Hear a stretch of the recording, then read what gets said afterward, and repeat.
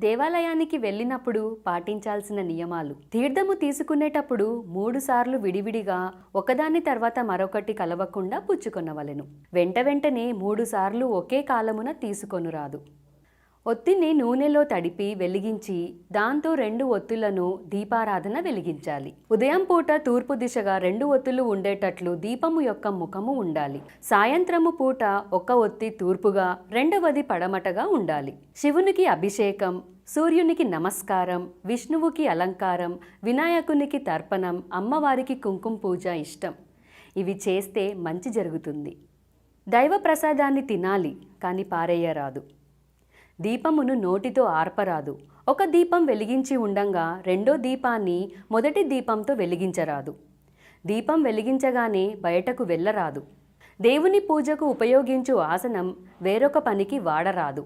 దేవాలయానికి వెళ్ళేటప్పుడు విగ్రహానికి ఎదురుగా నిలబడి నమస్కారం స్తోత్రములు చదవకూడదు.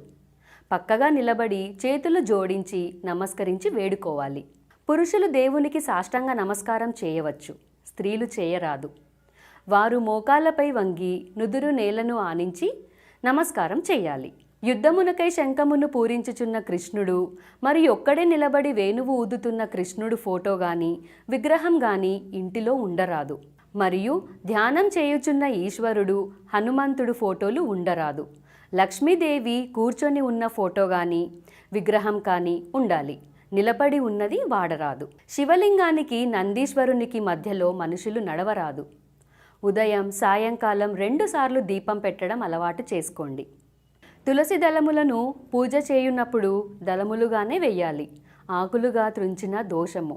మరుజన్మలో భార్య వియోగము కలుగును. ఏ పుష్పములు అయినా త్రుంచి ఆకులతో పూజించిన భార్యాభర్తలకు వియోగము సంభవించును. తాకుట వలన దోషము లేనివి అంటే అంటు కానివి తీర్థయాత్రలయందు, పుణ్యక్షేత్రములందు, దేవాలయాలనందు, మార్గమునందు, వివాహమునందు, సభలనందు, పడవలు, కార్లు, రైళ్లు, విమానాలు మొదలగు వాహనాలలో ప్రయాణమునందు స్పర్శదోష లేదు.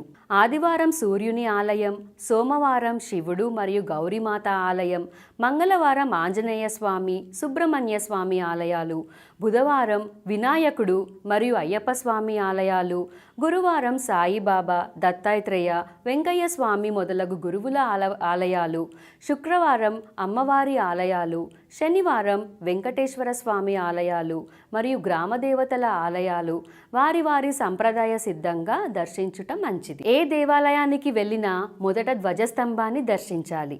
శివాలయమునకు వెళ్ళినప్పుడు మొదట నవగ్రహాలను దర్శించి ప్రదక్షిణాలు చేసి కాలు కడుకొని తరువాత శివ దర్శనం చేసుకోవాలి.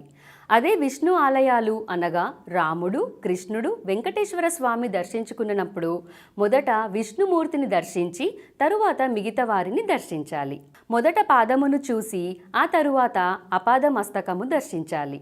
నవవిధ భక్తి మార్గములు: శ్రవణం వినటం, కీర్తనం పాడటం, స్మరణం మనసులో జపించుట, పాదసేవనము, అర్చన పూజ, నమస్కారము, దాస్యము సేవ, సఖ్యము, ఆత్మనివేదనము, మనోనిగ్రహముతో సమర్పించుట.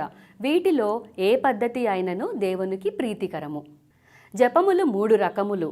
అవి: వాచక జపము, అందరికీ వినపడేలా బిగ్గరంగా చేసేది. ఉపాంశు జపము, ఎవ్వరికీ వినపడకుండా పెదాలను కదుపుతూ చేసేది.